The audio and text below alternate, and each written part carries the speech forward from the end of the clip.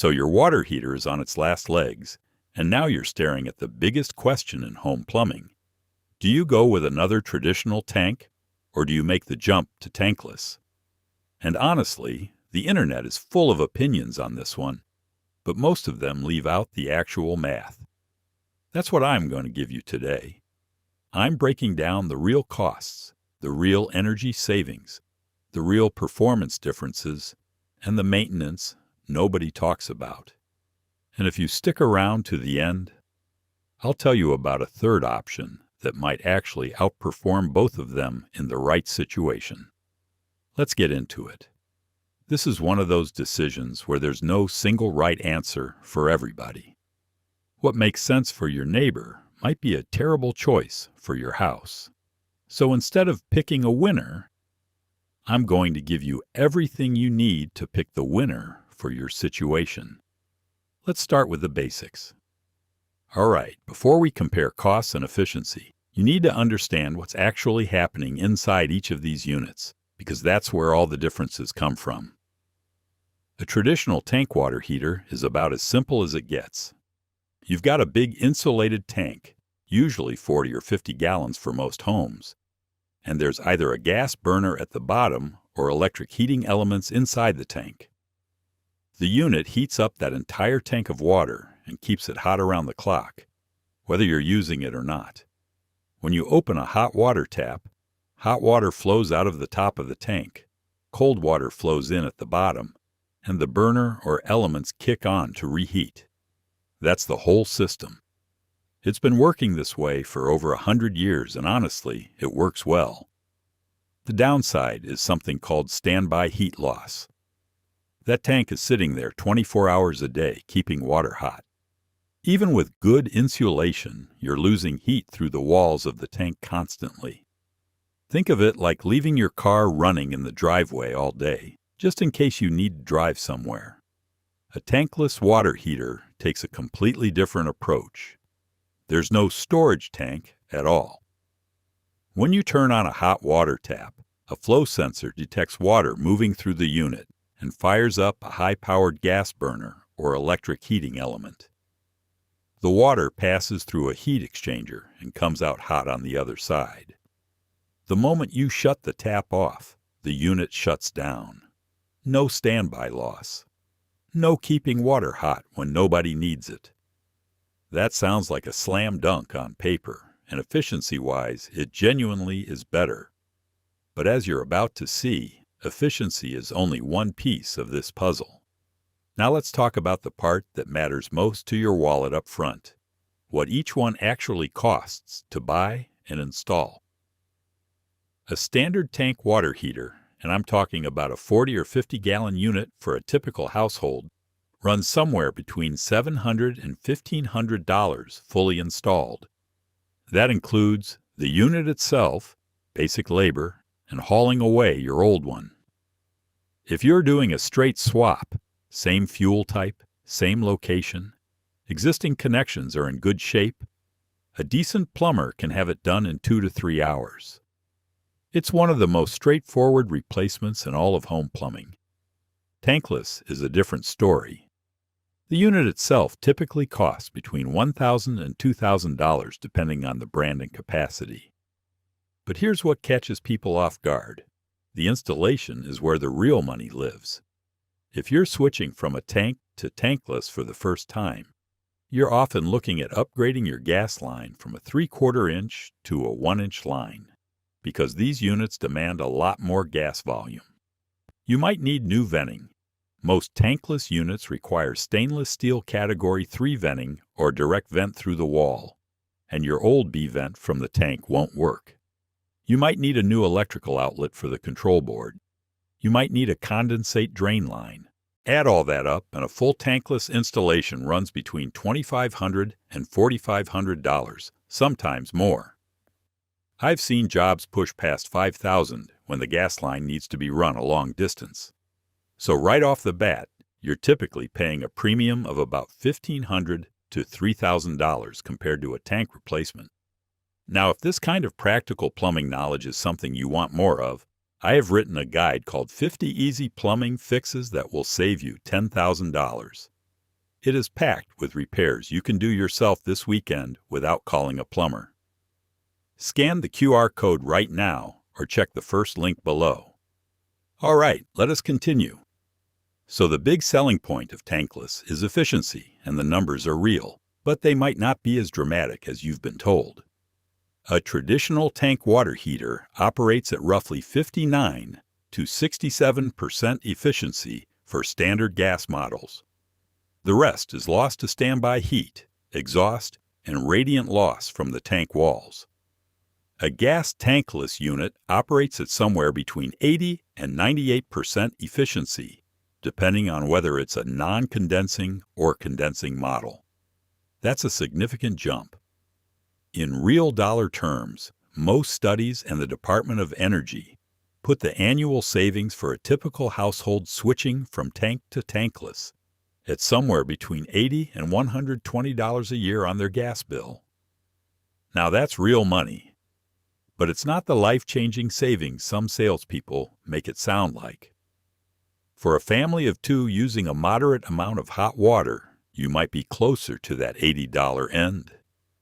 A family of 5 running showers back-to-back, doing laundry daily, and running the dishwasher every night, you'll be closer to that $120 figure, or possibly a bit higher. Electric tankless versus electric tank has a similar percentage improvement, but I need to flag something important. Electric tankless units require enormous amperage. We're talking 150 to 200 amps in some cases, which is half or more of most homes' entire electrical panel capacity.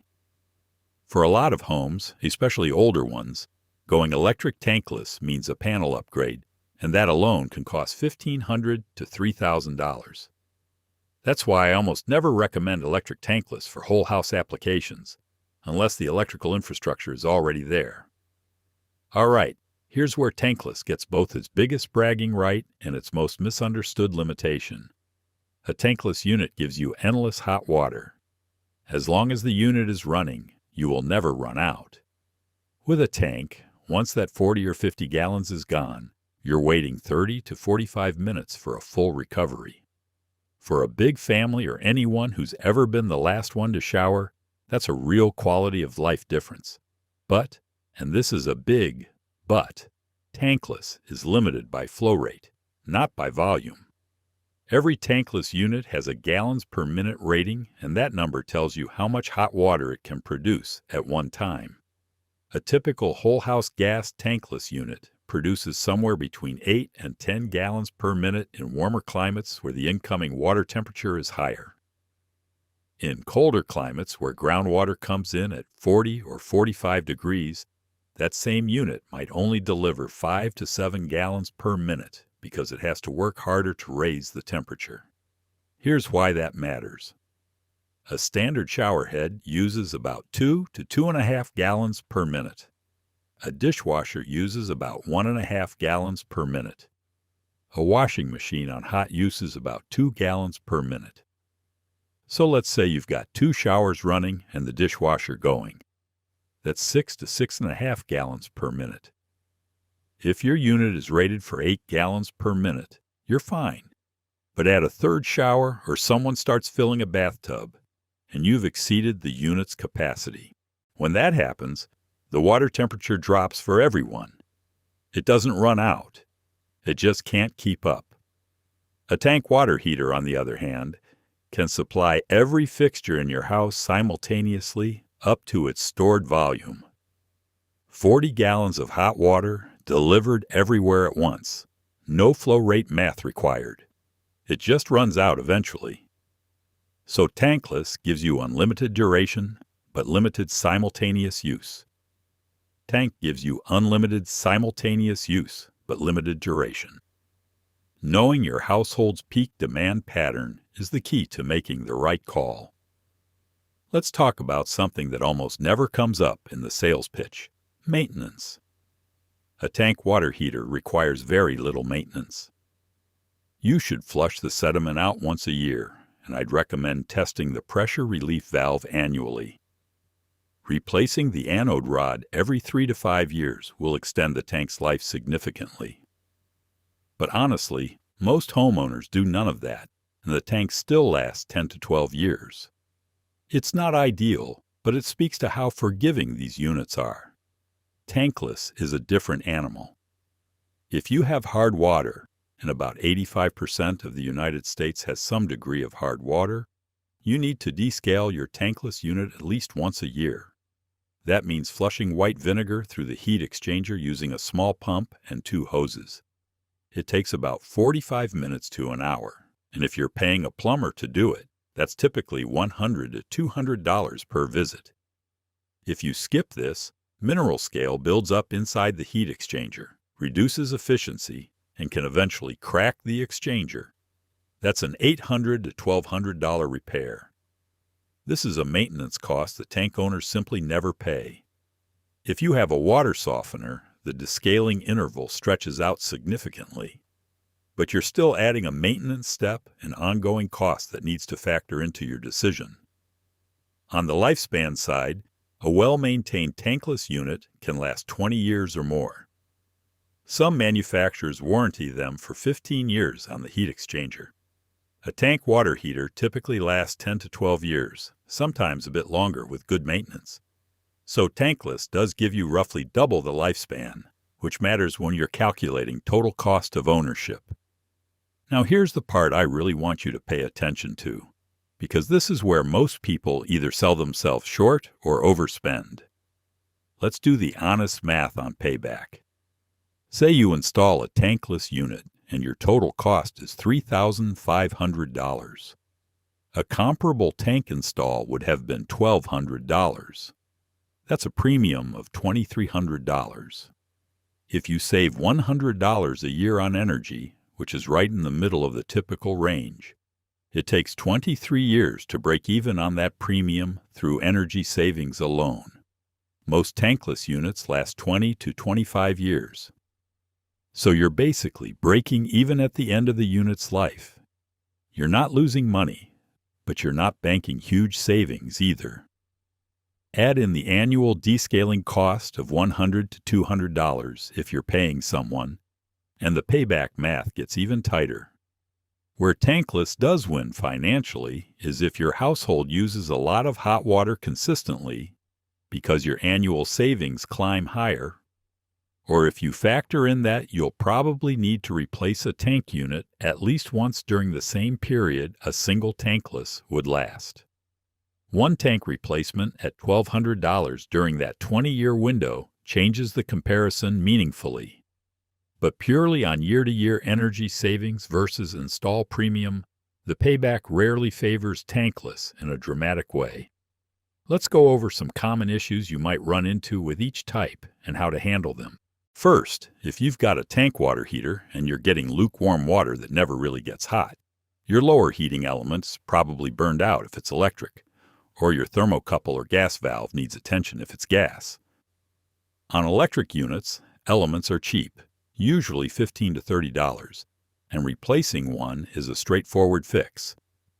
On gas units, a new thermocouple is about $10 and takes 15 minutes to swap.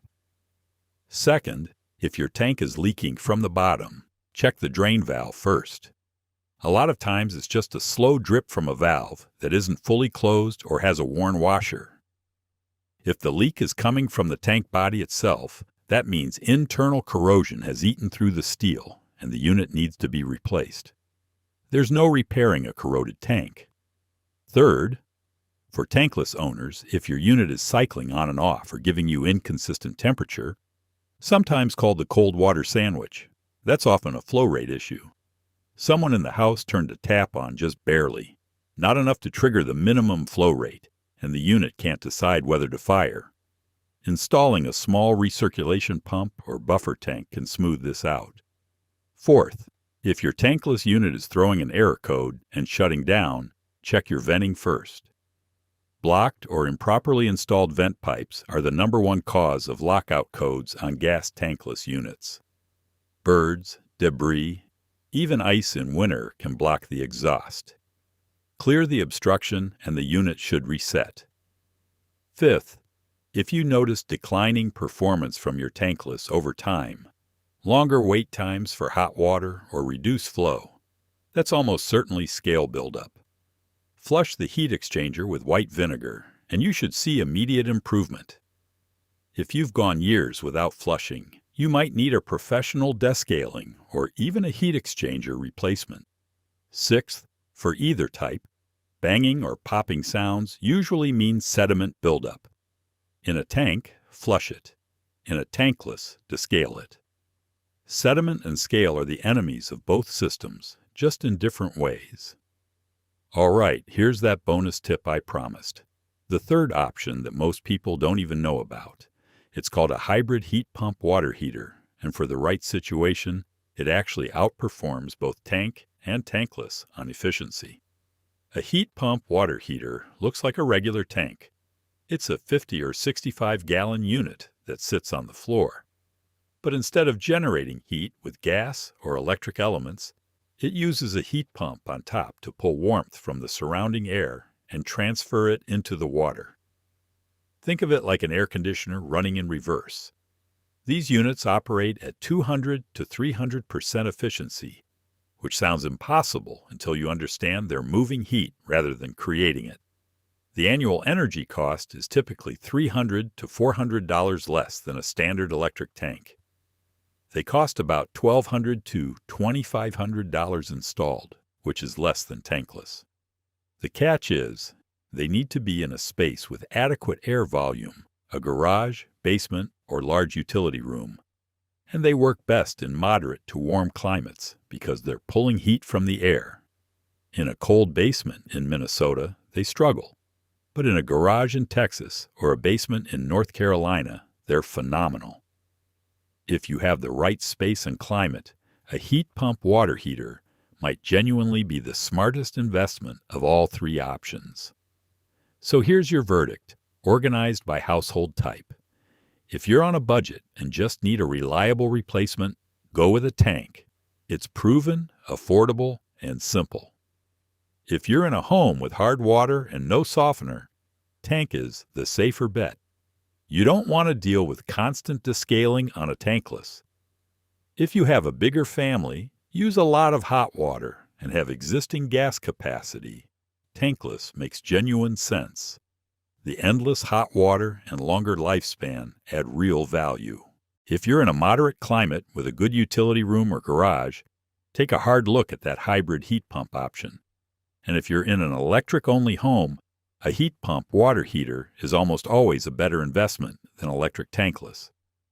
That wraps it up. If this was useful, you will love the full book. 50 step-by-step plumbing fixes with diagrams, all in one guide. Link is below.